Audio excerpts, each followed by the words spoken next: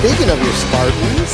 Yeah, well, we talked about the Fiesta Bowl potentially being a matchup between Notre Dame and Michigan State, and that wasn't just wishful thinking on this podcast's part because it would have been great for us to discuss for the next month. That was a big top. Like a lot of pundits had that as a potential matchup, and right now it's number 5 versus number 9, Oklahoma State, and Michigan State was ranked number 10 in the final ranking, so. Yeah, I think it was literally that close. It could have been Michigan State just as easily, but I think they took the higher ranked team, or I'm not exactly sure how those things are determined. Like, I know they all have to work out together. If there's a bidding process where the Fiesta Bowl has first choice, second choice, if that rotates every year, or how that works. There used to be conference tie-ins. That has kind of gone to the wayside after the playoff was formed in 2014. So, it would have been great, but Michigan State is still in a New Year's Six Bowl, the famed New Year's Six, which is a little misleading because State is playing in the Peach Bowl on December 30th, not on New Year's Day. I'm not really sure where they get that from. So, I mean, it's trying to be as prestigious as the other New Year's Six Bowls. I'm sorry. I think of the Fiesta Bowl as a step up above the Peach Bowl. That's another reason I'm not quite as amped about that, other than the cool matchup we would have had against Notre Dame. Another reason I'm not super amped is they're playing Pitt, which is a strange match. They did win the Atlantic Coast Conference, believe it or not. We didn't talk about Pitt hardly at all this year, mainly because the only reason we ever brought up the ACC is because of your Notre Dame tie-in. Yeah. But I didn't even realize Pitt was any good until late.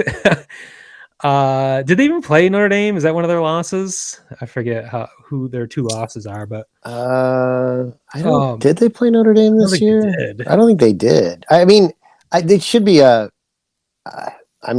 guys should win. They ended the season ranked number 12. State's number 10. So on paper, it seems like a decent matchup, and I think it will be.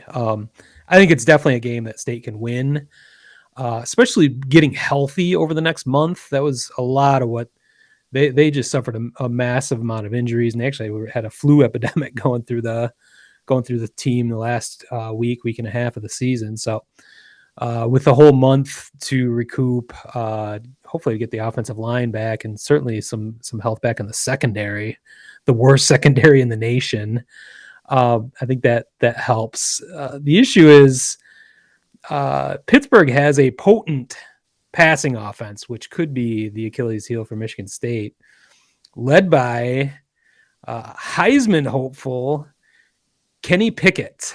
I had never heard of Kenny Pickett until Saturday, when the whole world heard of Kenny Pickett for the fake slide that he used to his advantage in the ACC championship game, where he feigned as he was on a long run into the secondary. He acted like he was going to go down to slide to give himself up so he couldn't be hit by the defenders, but he didn't actually do it, and fooled all the defenders around him and ran in for a touchdown, which is probably going to lead to rules changes and all sorts of stuff. But I feel like almost it's the only way I could explain why he is now a Heisman hopeful and has been voted as one of the top 4 recipients to go to New York.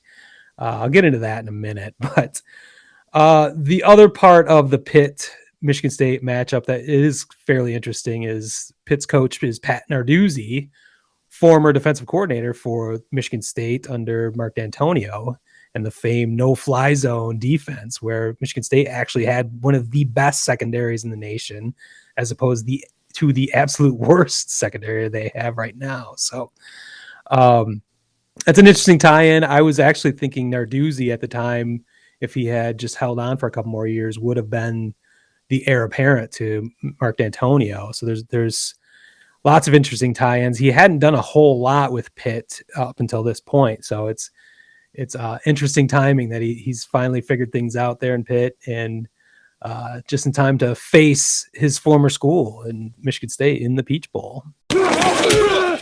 Word Hole Media.